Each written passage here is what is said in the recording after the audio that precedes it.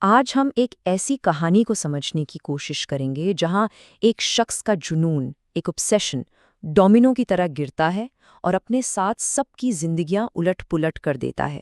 تو چلیے دیکھتے ہیں یہ سب کیسے شروع ہوا۔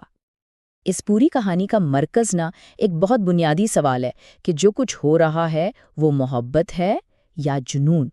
کامیار کو لگتا ہے کہ وہ اپنی محبت کے لیے لڑ رہا ہے، لیکن باقی سب کے لیے یہ کسی ڈراؤنے خواب سے کم نہیں۔ تو چلیں اس گتھی کو سلجھانے کی کوشش کرتے ہیں۔ اور یہاں سے کہانی کا پہلا ڈومینو گرتا ہے۔ کامیار جیل پہنچ جاتا ہے۔ لیکن سوال یہ ہے کہ کیا یہ صرف ایک قانونی مسئلہ ہے یا یہ دو خاندانوں کے بیچ ایک بہت بڑے طوفان کی شروعات ہے؟ تو محرک کیا تھا؟ کامیار کی گرفتاری۔ یہ صرف ایک گرفتاری نہیں ہے، سمجھیں یہ وہ چنگاری ہے جس نے دونوں خاندانوں کے اندر کی ٹینشن کو آگ لگا دی۔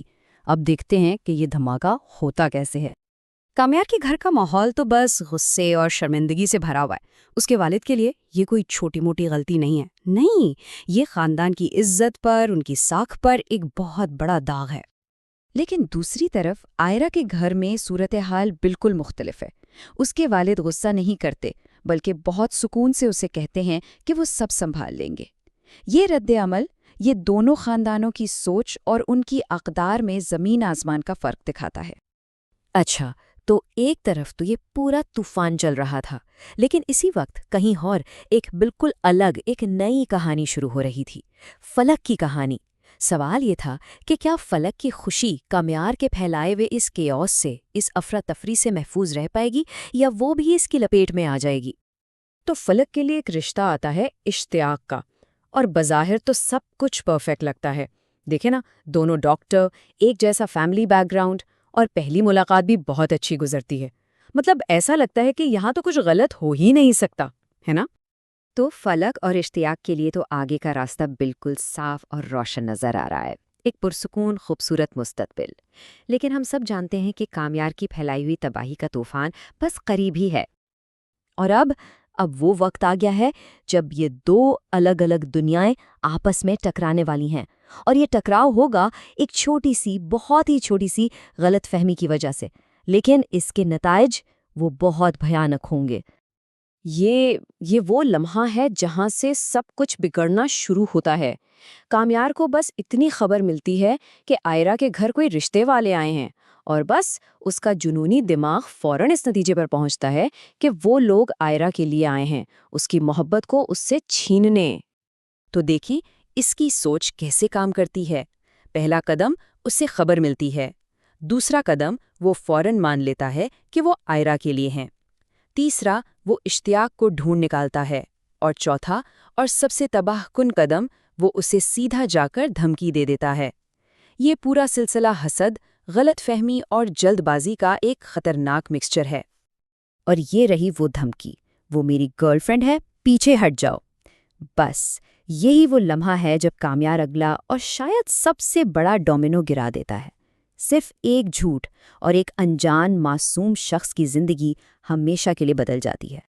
اس ایک جھوٹ سے جو تباہی کا سلسلہ شروع ہوتا ہے وہ ایک سونامی کی طرح سب کچھ بہا کر لے جاتا ہے۔